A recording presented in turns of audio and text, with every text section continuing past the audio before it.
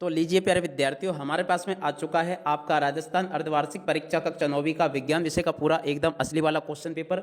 जी हाँ प्यारे विद्यार्थियों, आज मैं यहाँ पर आपको आपका 18 दिसंबर को होने वाला पूरा का पूरा क्वेश्चन पेपर विद सॉल्यूशन के साथ में बताने वाला हूँ। देख सकते हो प्यारे विद्यार्थियों, आपका क्वेश्चन पेपर कक्षा 9वीं की अर्धवार्षिक परीक्षा का विज्ञान विषय का इस प्रकार का पूछा जाएगा। अगर प्यारे विद्यार्थियों आपका भी 18 दिसंबर को क्वेश्चन पेपर होने वाला विज्ञान विषय का, तो यहाँ से आप सब लोग इस ओरिजिनल वाले क्वेश्चन पेपर को पूरा देखकर जाइएगा, क्योंकि देख सकते हो पूरा का पूरा रियल वाला क्वेश्चन पेपर हमारे हाथ में आ चुका है। देखिएगा आपका पेपर कुछ इस प्रकार का आपको परीक्षाओं में देखने को मिलेगा। जैसे ही आपके हाथ में पेपर आता है, सबसे पहले यहाँ पर आपको अपने रोल नंबर लिख लेने हैं, देखिएगा। और इसके बाद में देखो यहाँ पर आपको शब्दों में अपने रोल नंबर लिख लेने हैं, ठीक है ना। इस प्रकार का पूरा क्वेश्चन पेपर होगा, आप सब लोग इसको देख सकते हो। और देखिएगा प्यारे विद्यार्थियों, आपका जो पेपर होगा ना, और टोटली आपका 70 नंबर का क्वेश्चन पेपर होने वाला है। और यहाँ से आप लोग देख सकते हो समय आपके पेपर के लिए 3 घंटे 15 मिनट का मिलने वाला है। इस प्रकार का आपका कक्षा 9वीं की अर्धवार्षिक परीक्षा का विज्ञान विषय का पूरा पेपर है, जिसका कि आज हम यहाँ से पूरा सॉल्यूशन देखेंगे। तो चलिएगा जल्दी से हम आगे बढ़ते हैं, समझते हैं आपके पूरे पेपर को और इसके पूरे सॉल्यूशन को। प्यारे विद्यार्थियों, वीडियो में आगे बढ़े उससे पहले आप सब लोगों से रिक्वेस्ट है कि आपको मेरे द्वारा ही आपको सारी विषय के क्वेश्चन पेपर उपलब्ध करवाए जाएंगे, तो इसलिए जल्दी से जल्दी आप लोग चैनल को सब्सक्राइब जरूर कर लीजिएगा। और देखिएगा कक्षा 9वीं का ये वार्षिक अर्धवार्षिक परीक्षा का पूरा क्वेश्चन पेपर है, जिसका कि आज हम यहाँ से सॉल्यूशन देखेंगे। तो देखिएगा प्यारे विद्यार्थियों, ये रहा आपका पूरा रियल वाला क्वेश्चन पेपर। और देखिएगा प्यारे विद्यार्थियों, ये जो क्वेश्चन पेपर है ना, टोटली आपका हिंदी और अंग्रेजी दोनों भाषाओं में छपा गया है। तो आप सब लोग यहाँ से अपने क्वेश्चन के आंसर को अच्छी प्रकार से देख लीजिएगा। पहला क्वेश्चन लिखा है, मधुमक्खी किस किस्म का उपयोग मधु उत्पादन में किया जाता है। तो देखो प्यारे विद्यार्थियों, इसका जो राइट आंसर आएगा ना, इसका राइट आंसर आपका आ जाएगा डी नंबर का, एपिस मेलिफेरा।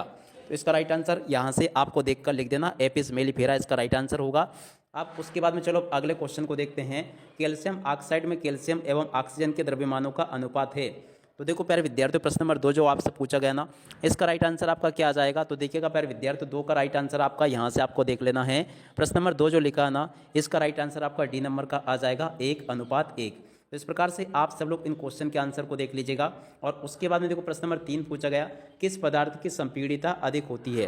प्रश्न नंबर 3 में प्यारे विद्यार्थियों आपसे पूछा गया, किस पदार्थ की संपीड़ितता अधिक होती है। देखो प्यारे विद्यार्थियों, इसका राइट आंसर आपका आ जाएगा गैस। गैस की संपीड़ितता क्या होती है, अधिक होती है। तो देखो प्रश्न नंबर 3 का राइट आंसर मैंने यहाँ से आपको बता ही दिया। तो इस प्रकार से आप सब लोगों को यहाँ तक के इन क्वेश्चन के आंसर को कंप्लीट कर लेना है।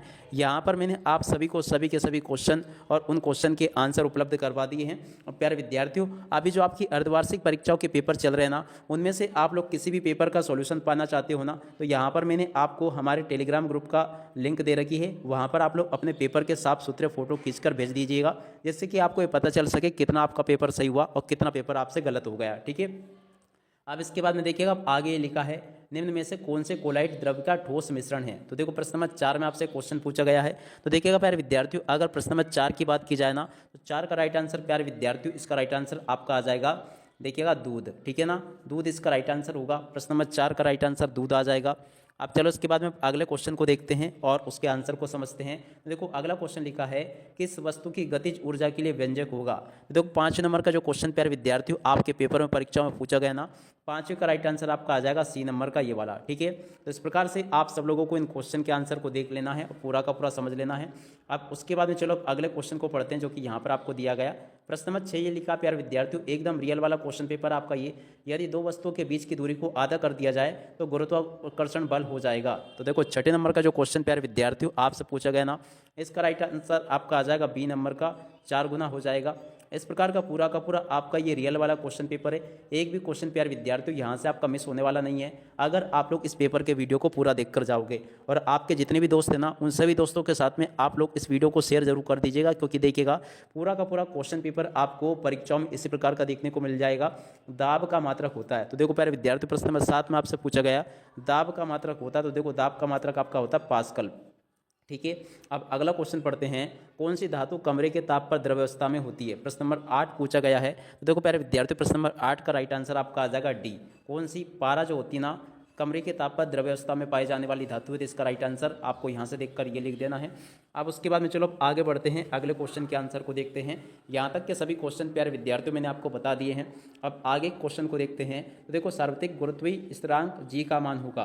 तो देखो प्रश्न नंबर 9 में जो क्वेश्चन पूछा गया ना प्यारे विद्यार्थियों, इसका राइट आंसर आपका बी नंबर का आ जाएगा, ये वाला आप लोग देख लें यहाँ से और इसको पूरा का पूरा नोट भी कर लें। अब उसके बाद में देखो प्रश्न नंबर 10 को पढ़ते हैं, क्या लिखा है, ध्वनि की चाल सर्वाधिक होती है। प्रश्न नंबर 10 में आपसे क्वेश्चन पूछा गया, ध्वनि की चाल सर्वाधिक होती है। तो देखो लोहे में जो होती है ना, ध्वनि की चाल सर्वाधिक होती है, तो इसका राइट आंसर आपको यहाँ से देखकर लिख देना है। इस प्रकार के क्वेश्चंस प्यारे विद्यार्थियों आपसे परीक्षाओं में पूछे जा रहे हैं, तो इसलिए देख सकते हो आप सभी को मैंने यहाँ तक के सभी क्वेश्चन और उन क्वेश्चन के आंसर अच्छी प्रकार से समझा दिए हैं। अब इसके बाद में देखिएगा प्यारे विद्यार्थियों, प्रश्न नंबर 2 जो होगा ना, उसमें आपसे रिक्त स्थान पूर्ति पूछी जाएगी। तो यहाँ से आप सब लोग रिक्त स्थानों की पूर्ति को देख लें और पूरा का पूरा समझ भी लें। पहला रिक्त स्थान पढ़ते हैं, क्या दिया गया है, आप स्वयं इसको पढ़ सकते हो।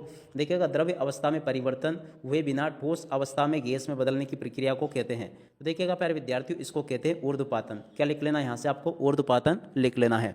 अब अगला क्वेश्चन पढ़ते हैं, विलयन एक मिश्रण है। तो देखिएगा प्यारे विद्यार्थियों, विलयन एक किस प्रकार का मिश्रण होगा, तो देखो यहाँ से आपको लिख देना समांगी मिश्रण होगा।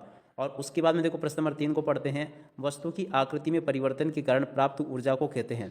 प्रश्न नंबर 3 जो पूछा गया ना प्यारे विद्यार्थियों, 3 का राइट आंसर आपका आ जाएगा स्थितिज ऊर्जा, ये वाला इसका राइट आंसर होगा। यहाँ से आप लोग देख कर लिख दे। अब उसके बाद में देखो प्रश्न नंबर 4 को पढ़ते हैं। प्रश्न नंबर 4 क्या कहता है, वेग में परिवर्तन की दर कहलाती है। तो देखो प्यारे विद्यार्थियों, वेग में परिवर्तन की दर क्या कहलाती है, तो देखो इसको कहते हैं त्वरण। क्या कहते हैं इसको, त्वरण, इसका राइट आंसर आ जाएगा।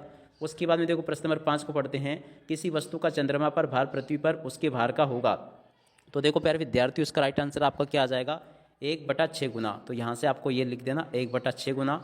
और इसके बाद में चलो अगला क्वेश्चन पढ़ते हैं, जो कि यहाँ पर आपको दिया गया है। देख सकते हो पूरा का पूरा ये रियल वाला क्वेश्चन पेपर है जो कि मैं आपको बता रहा हूँ। और इसके बाद में देखो प्रश्न नंबर 6 में पूछा गया, ध्वनि तरंगे होती है। तो देखो प्यारे विद्यार्थियों, ध्वनि तरंगे किस तरह की तरंगे होती है, तो देखिएगा ध्वनि तरंगे जो होती है ना, अनुदैर्घ्य तरंगे होती है। तो यहाँ से आपको क्या लिखना होगा, अनुदैर्घ्य, यहाँ से आपको लिख लेना है। अब उसके बाद में चलो आगे बढ़ते हैं, अगले क्वेश्चन को देखते हैं। तो देखो प्रश्न नंबर 7 पूछा गया है, जिन तत्वों के परमाणुओं की संख्या समान लेकिन द्रव्यमान संख्या अलग अलग हो उन्हें कहते हैं। तो देखो प्यारे विद्यार्थियों, ऐसे तत्वों को क्या कहा जाता है, आप सब लोगों को बताना है। तो देखो ऐसे तत्वों को समस्थानिक कहा जाता है, इसका राइट आंसर ये आ जाएगा। उसके बाद में देखो प्रश्न नंबर 8 को पढ़ते हैं, को कोशिका की आत्महत्या की थैली भी कहते हैं। तो देखिएगा प्यारे विद्यार्थियों, लाइसोसोम को जो है ना कोशिका की आत्महत्या की थैली भी कहा जाता है, इसका राइट आंसर ये आ जाएगा। अब उसके बाद में चलो आगे बढ़ते हैं, अगले क्वेश्चन को देखते हैं। तो देखिएगा प्यारे विद्यार्थियों, प्रश्न नंबर 9 जो पूछा गया ना, एक ही खेत में विभिन्न फसलों को पूर्व नियोजित अनुक्रम में उगाने को उसे कहते हैं। तो देखिएगा प्यारे विद्यार्थियों, प्रश्न नंबर 9 जो पूछा गया ना, ये तो इसको कहते हैं फसल चक्र। तो इसका राइट आंसर क्या आ जाएगा, फसल चक्र, यहाँ से आपको लिख लेना है। अब उसके बाद में देखो अगला क्वेश्चन, गोखरू, गाजर घास आदि के उदाहरण हैं। तो देखो ये जो है ना खरपतवार के उदाहरण हैं, तो इसका राइट आंसर ये आ जाएगा।